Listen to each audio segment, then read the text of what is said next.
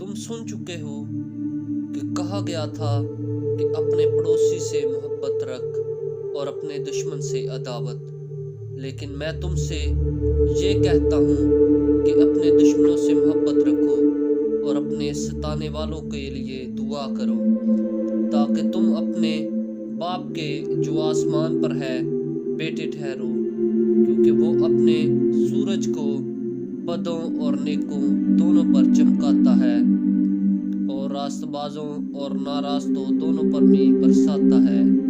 کیونکہ اگر تم اپنے محبت رکھنے والوں ہی سے محبت رکھو تو تمہارے لیے کیا اجر ہے؟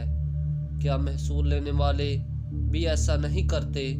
اور اگر تم فقط اپنے بھائیوں ہی کو سلام کرو تو کیا زیادہ کرتے ہو؟ کیا غیر قوموں کے لوگ بھی ایسا نہیں کرتے؟